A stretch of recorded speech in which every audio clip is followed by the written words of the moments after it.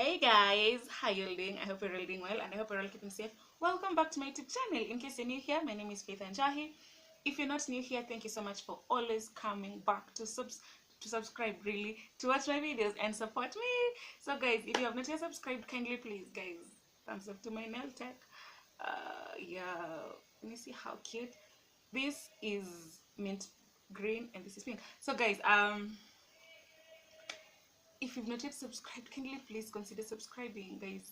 Please, okay. And thank you so much for all of guys. We're at 8 amen. We're at 282 subscribers, and guys, I'm grateful for that. Yeah, grateful. So if you watch this video, kindly please subscribe, okay. Thank you so much. So onto the video. I wanted to do a video on how to deal with childhood traumas, but as I was doing, by the way, I have like another video cancelled, because as I was doing how to deal with childhood traumas, I asked my question, how do you even know you have childhood traumas, and I was like, yeah, by the way, how will you deal with something you don't even know exists? And I was like, you know what, scrap that.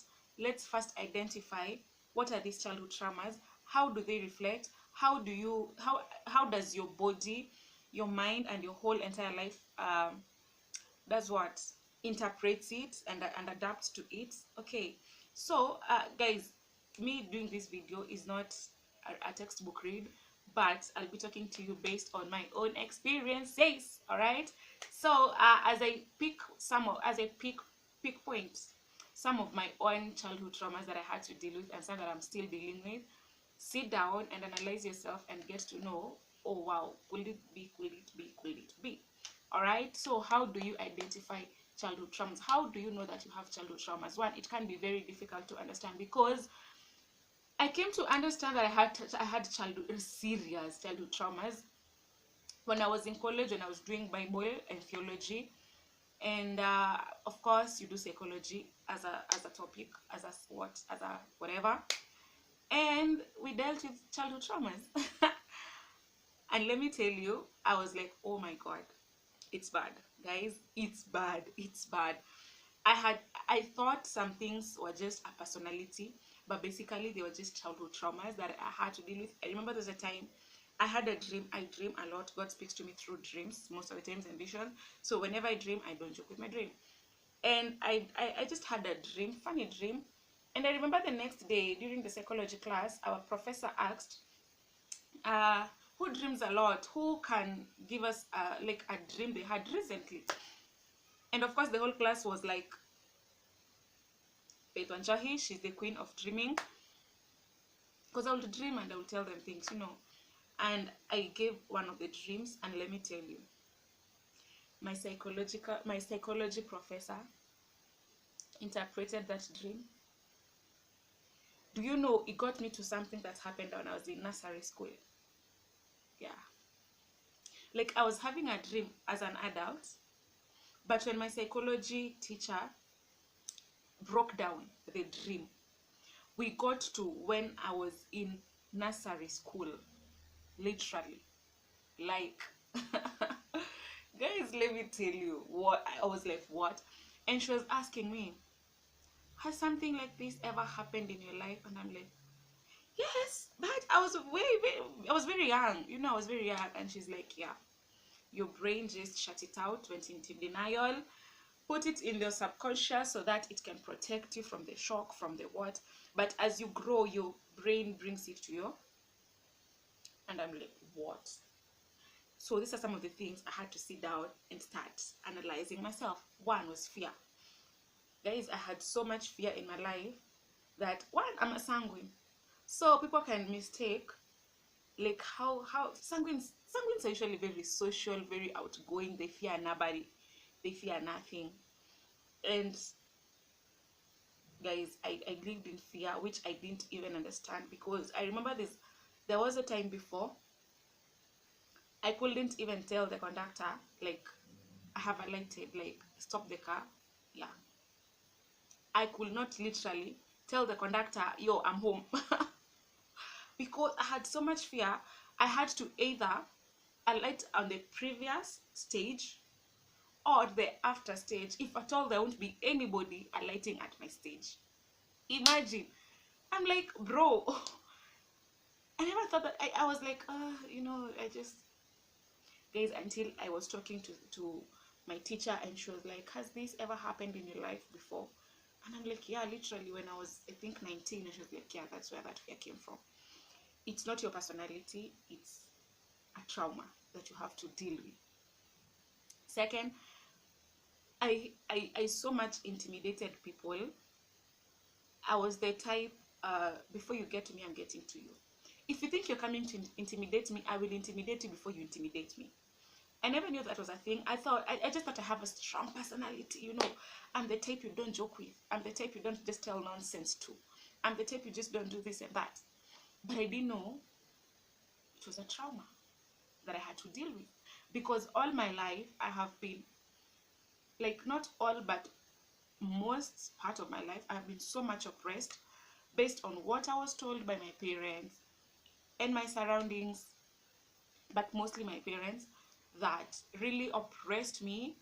And it got to a point, I was like, you know what? Enough is enough. You're not going to... Guys, I used to cry all the time.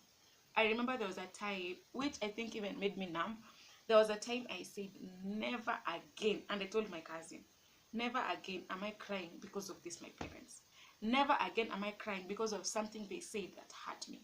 Never again will I ever cry. And let me tell you, my coping mechanism switched. So I was like, you know what? I was so much oppressed there. You're not gonna oppress me here. So growing up, I was like, you know what? I owe Jesus. And my mom has very sharp words. My dad the same, and I grew up with sharp words. Me, I will tell you something, and you're like, you're crying, and I'm wondering what is wrong with you. Like, what did I say that hit you so hard? Because for me, it was a lifestyle. And I remember I used to intimidate people a lot.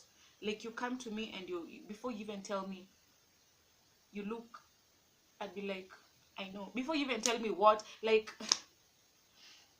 I remember there was a time, which was very wrong of me. I was washing, and I was in church, and I was washing the altar. And another guy wanted to step on the altar that I'm washing. And guess what I told him? If you're man enough, step on that altar. Guys, this is just a girl. I'm telling a grown-up man. If you are man enough, step on that altar. Walk. Let me tell you. And I didn't see anything wrong with it. In fact, me, I was like, why are you not thinking? Like, wait. Can't you see I'm washing? The same way I can't step on somebody when they're washing. Can't you, like, brains, brains. That was so wrong of me. And they came to realize it wasn't about even him stepping on the altar. It was about me feeling like disrespected. It was, this is a man trying to show me he can step on me anyhow because I'm a woman, because I won't do nothing about it. So it wasn't even about the stepping. It was about who I thought he was thinking I am. Do you get? Yes. So these were some of the, I developed fear. I became numb to some things. Like, I just hardened. It was just that I was telling God, hey God, just give me a heart of flesh. And then again, life came and hardened me. So I just don't, I wasn't caring. Guys, let me tell you, I wasn't caring because nobody cared. When I was sick, those early ages when I was sick, nobody cared. So growing up, I didn't know what it is. Me, I knew you're sick, you will get healed. However, you don't have to go to hospital, you don't have to take medications, you will just be well. And I never cared. So you can imagine you have a child and they're sick, and you feel either they're pretending, or you feel they'll just be okay. So you don't care, and you think that's how it's supposed to be. But in real sense, that's not how it's supposed to be. That's a trauma you need to deal with. Fear of some things, maybe approaching people, talking about some things, talking before people, some of the things that became a coping mechanism. So you need to sit and analyze. Sometimes you need exposure, because for me, exposure was a thing. Because when I got to college, like my recent Bible and theology, we were having like a discussion, just normal discussion, and people talk about things, and I'm like, what? Like, you guys are even serious? Only to find out I was the weird one. Because me, I think this is how life is supposed to be. Only to find out I was the weird one in that group. I'm not used to, even in relationships, because guys, let me tell you, I never grew up seeing my dad give my mom money. And my mom always taught me to be independent. So growing up, and a guy is Katia I knew, is interested. And I remember the first time a guy asked me, how much is your hair? It took me like 2 weeks, 3 weeks to answer that question. Because I'm like, what's your intention? What do you want? Like, you want to... I remember there was a time someone got me something, somebody I was dating before got me something. And immediately we had a disagreement. I bought something for him that matched the amount of money he got me, whatever it is he got me. Why did I do this? Because I felt you will not oppress me because you think you bought for me, I don't know what. And you think you're gonna sit on me, you think you're gonna... I didn't know. It's okay it's okay for a man to take care of you. It's okay. It's not that I'm learning. It's okay. Imagine it's okay for someone to take care of you. It's okay for a man to give you money, like your boyfriend, or okay, not just any man, but it's okay for your boyfriend to give you money. It's okay for people to help. Cause personally, I didn't accept help from people. I never talked about my issues. Cause why should I? Why should you even help me? I need to figure things out myself. I remember there was a time even my professor wanted to help me, but I couldn't get him to helping me because you're a man. And the moment, because of what I saw at home, what I saw, like, my dad did something, and because of that thing, he kind of started, because I did this, like, you have to be on his feet, under his mercies. And I knew if a man does something for you, you have to be under his mercies. And I knew that was not me. Yeah. And then, to top it up, I have a strong personality on its own. So I'm like, boy, you're not about to. Guys, I'm still talking about childhood traumas. You see, these things that they're manifesting, some of them are manifesting even now. Talk of anger, talk of insecurity, talk of people pleasing. Talk of not wanting help, talk of dealing with things my own way, talk of intimidating people, talk of walking in fear. Some things I thought are normal, but it's just a coping mechanism. Some things, even dealing with God. Because if you didn't have a father figure, dealing with God as a father is going to be very difficult. That's a trauma. If your dad oppressed you, if your dad was not dealing with God as a father, and as not even as a father, but as a man. If maybe you were molested, taken advantage of when you were young, and you think, oh, I got over it, it's okay, it happened, life moves on, and in future you're finding yourself, you're being funny with the male figure, and you're thinking that's how life is. Sister girl, you're going through trauma. Brother boy, you're going through trauma. Okay? So it's important to sit and think and get to understand what is it that, I could it be? Ask your question. Ask yourself the question, could it be that? Could it be that? Because even now, sometimes I'll do something and I'm like, hey, is that really you? Or are you responding to a trauma? Even with now me being an adult and the things I've gone through in life, because sometimes I will react to something and I'd ask my question, is that really you? Or did you react like that because of what happened maybe 3 years ago, maybe 4 years ago, maybe 5 years ago? Sometimes I'll deal with someone and I'll be like, hey, did you advise that person based on how it happened for you? And maybe you feel they need to, so guys, sit and ask yourself those questions. Get to identify some of the things that maybe your friends do maybe your friends do differently. Okay, that's English. And you think maybe they have a problem. You could be the problem, by the way. You could be the problem. I remember, this last example, I remember I went to a friend's place back during the corona days. I remember I got corona. I didn't know it was corona, and I just got very sick.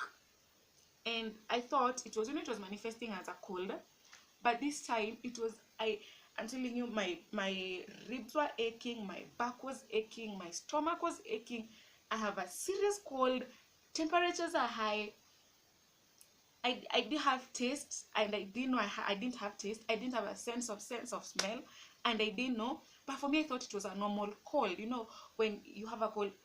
And I remember my friend's dad was like, "No, baby girl, you're sick, and tomorrow we're gonna go to the hospital." And I'm like, "Ah, you forgot to hospital because of a common cold? Like cold, you're going to hospital. Cold, you're taking medicine." Let me tell you guys, me when I get a cold, I'm sick. I'm sick, like literally. I rarely get sick. This, I don't know, malaria, typhoid, I don't know, this sickness, tonsils. I don't usually get those. I don't have chest pains. But when I get like a cold, it's usually like 4 days of terror. And I survived like that. It's bad, but I survived like that. I survived like that. And I'm telling you, that day I was like, you're taking me to hospital because of a cold. Like a cold. You're wasting your time taking me, getting drugs because of a cold. I didn't understand until I realized there's a problem with me that I now had to.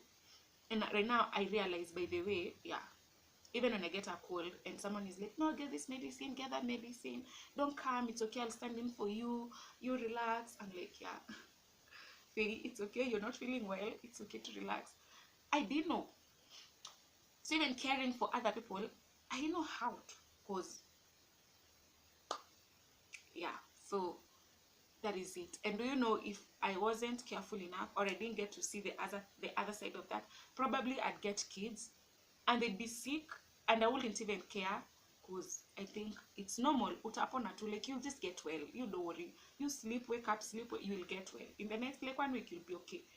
But you see, that's not how it's supposed to be. So if I didn't deal with that, probably I'll be passing down that trauma to my next generation, to my kids.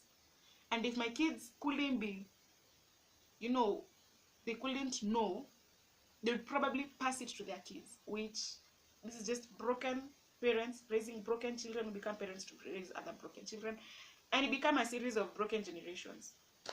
So yeah, guys, sit and think, could it be? And yes, let's meet in the next video, me telling you how to deal with those traumas. Okay, always remember, you're the best in everything you do. Put God first and you'll never ever be disappointed.